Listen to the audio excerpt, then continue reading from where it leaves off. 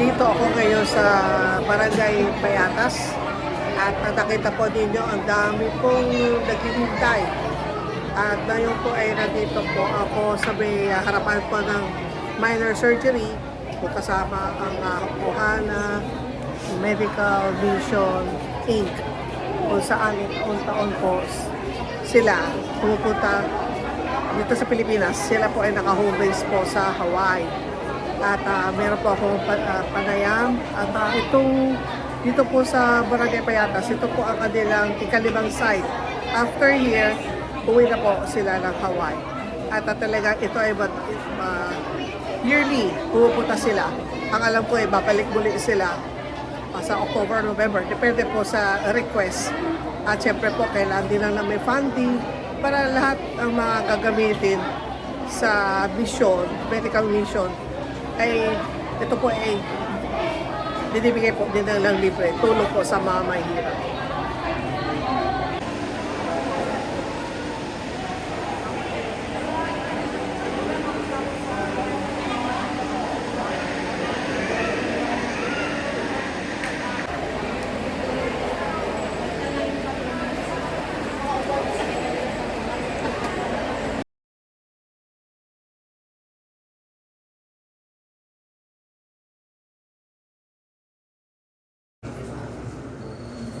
Doc, ano ibig sabihin ng Philippine Medical Association of Hawaii. of Hawaii? Yes.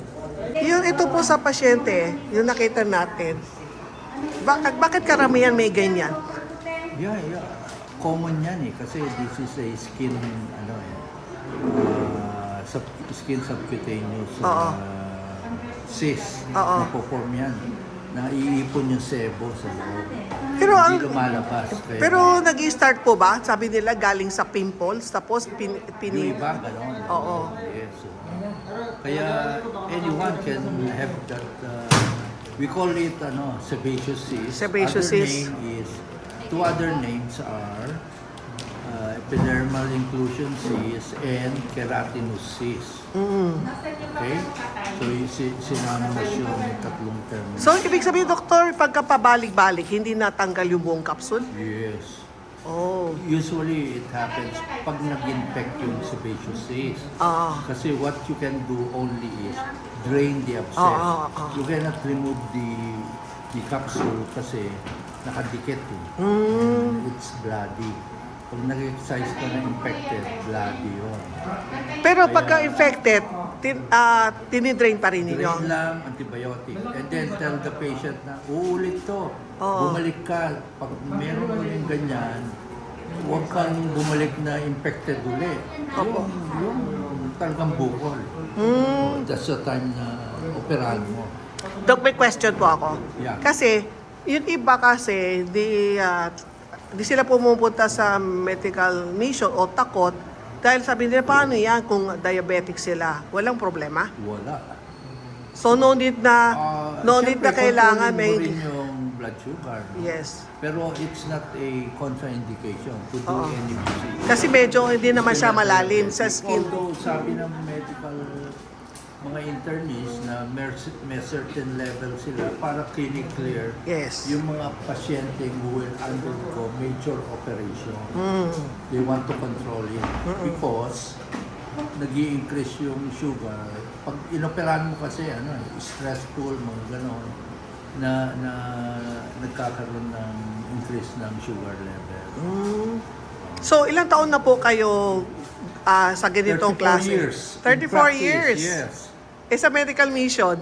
Medical mission, ala. Oo, so hindi mo na mabilang, nakailan na kayo? Hawaii mission, Yes. this is what they call Ohana. Noon kasi Aloha mission. From Aloha? Aloha noon. Oo. Tawag. We went to North, Yes. sa Ilocos, then may La Union, tapos ito ngayon may Bicol, where there's a need, no? May mga requests. Ano meaning po ng Ohana? Ohana. Family.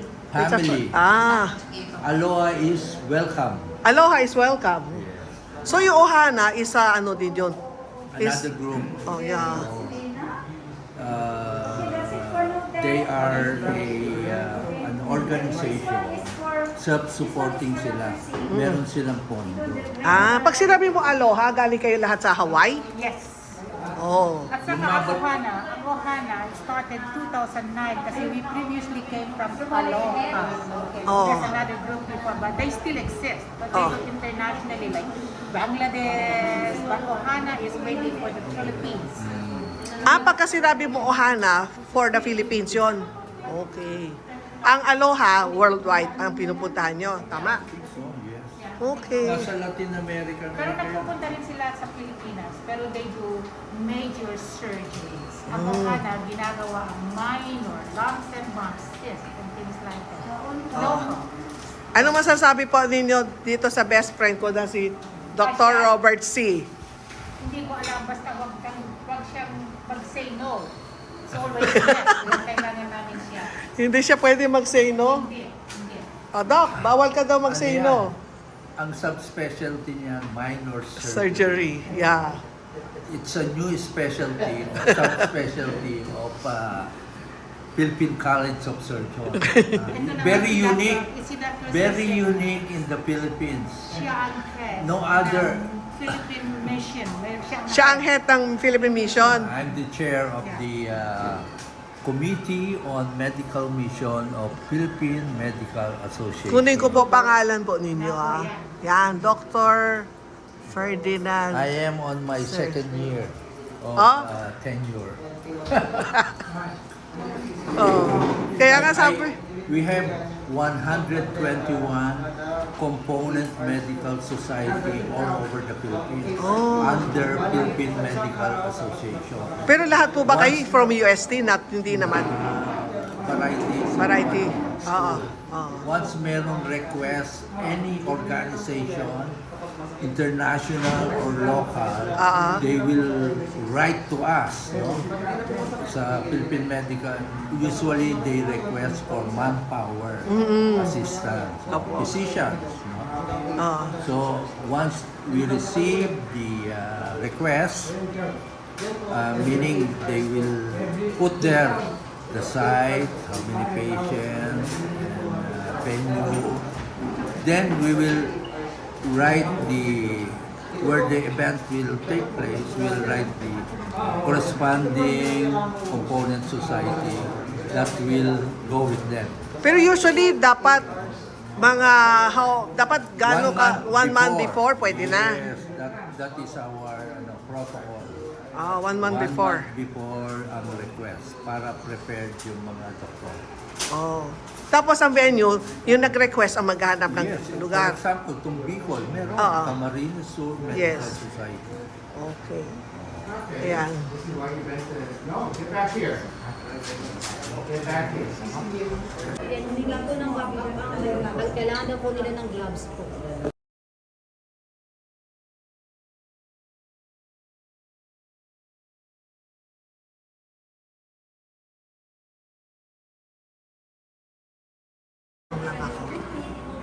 Doktora, kailan pa ba ito nag-start itong ginagawa po ninyo?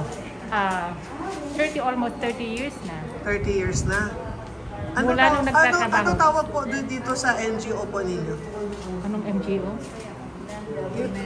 Non-government, di ba, organization po kayo? Ay, So, Ohana Medical Group, OMM. Sa Ah. Hawaii, galing ng Hawaii. galing sa Hawaii. Oo.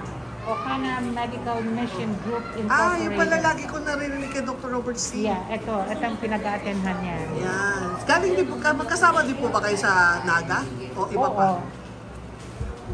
Si Dr. C ang kasama namin. Ito ay ito mga OR staff kong experience na mga ito. Mga retired Yung na mga kami. UST graduates. UST din po ako. Oh, anong wow. Oo. Arts and Labs? O anong chemical engineer ka? Sa accounting. Oh, magkatabi ang medicine sa accounting. Yes. Sa may cafeteria. Alam mo, may cafeteria doon ha? Yes. Oo, sa ano. Tapos itong ginagawa po ninyo, tuloy-tuloy? O ano lang siya, first quarter of the year lang? Once a year. Once a year? Twice a year? Twice a Oh, year? okay. We try twice a year. But then today it's only once a year. 2025 only once because the Supposedly July was canceled. Oo. Kaya once a year. Tapos next year Ilan is po yun ano? Ilan po na-opera po ninyo sa Naga? sa Naga kasi every town different census. Iris is Hindi pa namin alam ng total census. Pero Wala pa total census.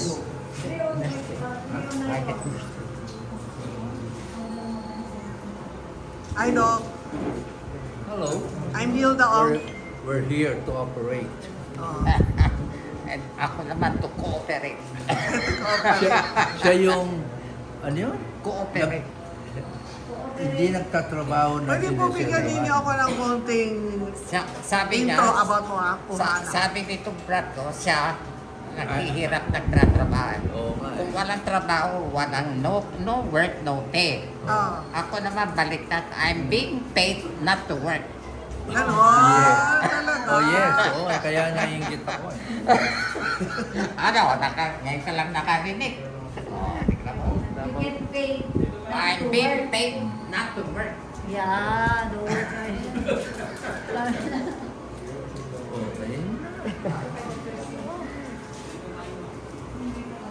Sino po nag-sponsor dun sa mga ginagamit po ninyo? Oh, there's a lot of very supportive organizations. Malalaki ang dinodonate nila. Tapos nagpa-fundraising kami. Yes. In fact, we have just finished one fundraising for this year, for this mission. And then we're gonna schedule again next year for the next mission because we don't have any money. We have to fundraise it because we buy our own medications. Yeah. It's a hard work, but it's good. Pero galing sa puso lahat ang ginagawa. Correct. Yan. Kuya, I know Hindi pa nga nagtatrabaho, kain na. binabayaran ka para hindi magtrabaho. Para hindi magtrabaho. O ayan, babayaran kita ng ano. Oh, yan. Alamin ko po una, pagka kayo po ay nasa Hawaii, and then papunta po kayo sa Pilipinas, ano-ano po ba mga dinadala po niyo, yung mga instrument, mga gamot, Okay. bitbit ninyo? Okay. To begin with, before when we started, yes, we did. Pero we had a Philippine liaison dito sa Pilipinas Yes. na nag-volunteer na siya ang bahalang mag-store lahat ng mga gamit namin. Ang pangalan niya ay si Jess Basuel. Ang dinadala lang namin from Hawaii ay special medications. Tapos yung ibang gamot, piniprescribe ni Dr. Ian, yung presidente namin, kung kailangan, ito ay bilhin namin. So, binibili ni Jess Basuel, pero kami ang nagwa-wire ng mga money for the disbursement of the bills. Ganyan. Tapos, pagkatapos ng mga surgeries namin, iniiwan lahat namin sa kanya. Ready for next year. Ngayon, ini-inventory namin what do we need, what did we use, ganyan. Para enough supplies for 5 areas. So ibig sabihin, itong mga ginagamit po ninyo, hindi po nyo inuwi sa Hawaii? Hindi na. Pati lahat ng mga medications namin na allotted itong place na ito, iniiwan namin para sa mga pasyente. Pero iniiwan namin kay sister or who, with the doctor na bahala na siya mag-distribute sa mga. Hindi namin iniiwan. Kasi lahat ng mga areas na pinupuntahan namin, naka-allocate na. Nakapack na lahat yan for, halimbawa, Ragay. Ito, mayroon na sariling medications. So, nabanggit po ninyo na dito sa Barangay Payatas, ito ang ika-5 site ninyo for this year. This is the last, yes. And the last. So, asan-saan po yung 4? From Naga, Yes? Calabanga, Naboa, Ragay, Payatas is the last. So, ang pinipili po ninyo talaga, doon sa talagang... Ang pinipili namin talaga are those underprivileged patients. Yung malayo sa mga healthcare accessories. At saka before na nagpunta kami dito, meron kaming Zoom meetings for each area. Meron kaming lead contacts para mahanda ang mga gamit namin mahanda ang mga equipment na ginagamit namin dito before we come in. It takes at least 6 months to Zoom, to meet with other people, with the other lead people. Otherwise, we cannot come with no knowledge of the place. Ganyan, meron kaming lead contacts. Sino po ang tumutulong sa inyo sa mga gagamitin po ninyo, lalo na sa mga yung sa in-inject po ninyo sa anesthesia? Halimbawa ngayon, kami ay nagpa-fundraising. Meron kaming volunteer supporters. Ganyan. Kaya yung mga money ay sinisave namin. Meron kaming sarili account. Tapos kung ang budget namin for each year, nakaagad ng each year. Kung wala kaming enough, hindi kami pupunta sa lugar. At saka yung mga ibang areas, make sure na, halimbawa yung mga association sila pero dito sa Payatas wala, kasi wala sila talaga. Kaya we didn't ask them money kasi wala nga talaga sila. Pero other areas, they have at least $6,000 na isusupport sa amin kasi we buy our own medications for them. So yung mga medication galing pa po sa Hawaiian? O meron din yung mga ginagamit po ninyo? O meron taga bumibili dito sa Pilipinas? Ang iba, ino-order namin sa States, pero dito lang nakibili. Si Dr. C, mayroon niyang sariling instrument. Yes. Pero ginagamit din ang kanyang instruments kung wala kaming gamit. Nagkakaindinan kami. So laging dala-dala ni Dr. C? Oh, yan, gamit niya. Oo. Kami ni Dr. C, matagal na kaming magkasama. So how long na kayo magkasama ni Dr. C? Hindi ko na Pero saan po kayo nagkakilala? sa mission. Sa mission din. Oo. Aloha pa kami nawa. Aloha. Kami UST grad 2, kaya ano kami. Since hindi sila nagpapagawa ng ngipin, lalo na pinanggalitan natin sa Calabanga. Pati sa dental, kayo din po ang sumusuporta? Yes. Mm. Pero ang manpower, sila ang magsusupport sa amin. Kaya pala kanina humingi sila ng mga gloves. Yeah. Pero dapat meron sariling supply na sila. Eh kanina narinig ko meron din po sila dental clinics. Kanino yung manggagaling yung machine? Sa kanila. Sa kanila na. So sa Hindi inyo? kami nag-cleaning, only extraction. Extraction. I think dito lang ang nag-extract. Nagkulang din siguro sila. Oo. Yeah.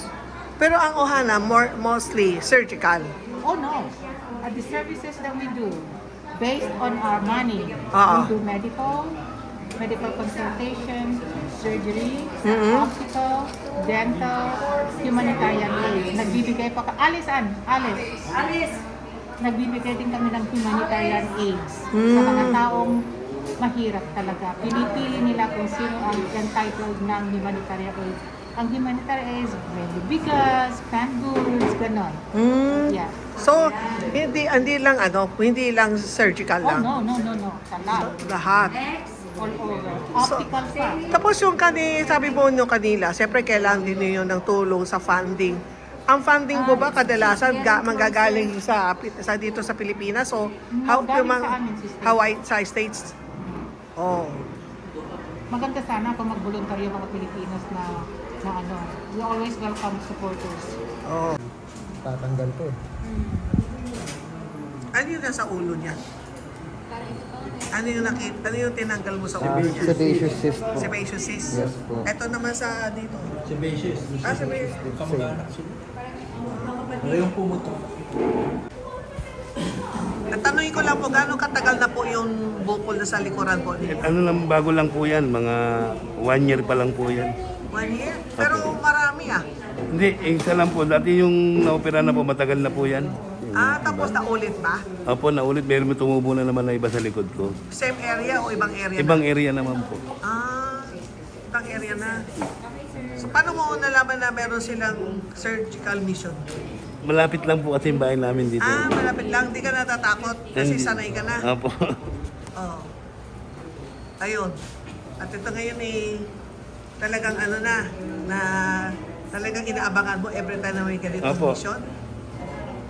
Ano masasabi po ninyo? Ano masasabi po ninyo sa mga doktor na nagpo-volunteer? Nagpapasalamat po ako lahat ng taon-taon. Meron dumatating po sa amin dito niyan. Oo. Kaya lang po nung nakaraan po, hindi ko lang po inabutan yan. Nakaraan taon. So talaga pinapayagan mo. Opo.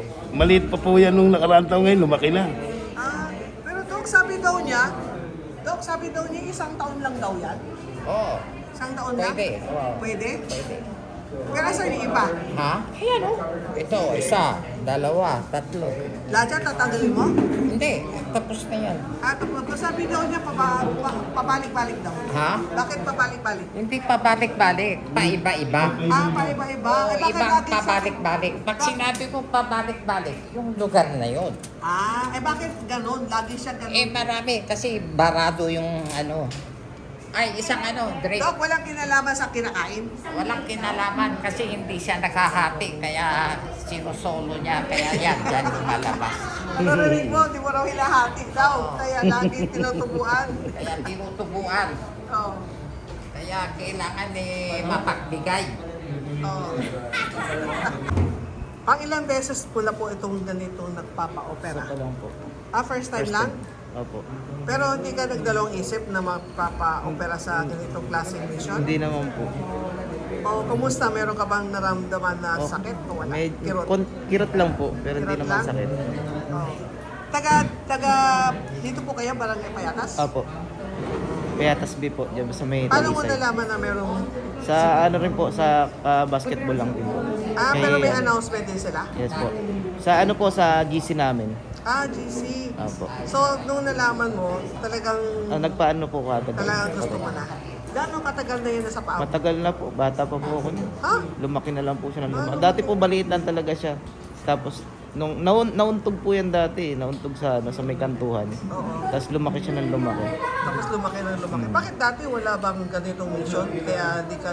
Nung last time po hindi ko po hindi ko po Nabutan alam din? yun po. bakit Ngayon lang sa din po kanya? na send lang po sa GC namin. Oo. Tapos na? Tinatahi na. Gano'ng katagal na po yung bukol sa paa po ninyo? Tagal na po yan. Di ba madalas naman po may mga ganitong mission? Hindi, kasi nagpunta ako dito. Ngayon, nanonood ako sa bintana. Natakot tuloy ako. Tapos, Nagpabunot na lang akong ngipin. bakit ngayon nandito ka na? Kaya parang lumalaki. Parang lumalaki. Malaki nga. Pero, sa mga ilang taon na po yan? Tagal na siguro. Bago mag-COVID, meron na? Oo, mayroon na. Pero ano ba yan? Hindi ba yan nakaka-istorbo sa sapatos mo? Hindi naman kasi malambot siya. Malambot. Opo. Pero ngayon, talaga naglakas loob ka na. Opo. Di naman masakit eh. Basta huwag ka lang malikot kasi may anesthesia naman. Opo. Ilang taon na po kayo? 65. 65. Opo. Nagpe-pension ka na? Ay, yung wala, mister ko lang po. Mister mo lang nagpe-pension? Oo. So after ng bunot, dito ka na pumunta. Opo. After nito, ano nang kasunod? Gusto ko sana pabunot. Ayaw ko kung pwede. Pabunot na? Oo. Pwede. Di ba sabi mo galing ka na sa bunot? Hindi, nung isang taon pa, nung nag-medical mission dito. After nito, nais mo sana magpabunot? Opo. Oo. Ayaw ko kung bunutan ako. Tanungin natin. Alam ko bakit? Kasi... Alam ko bakit? Kasi...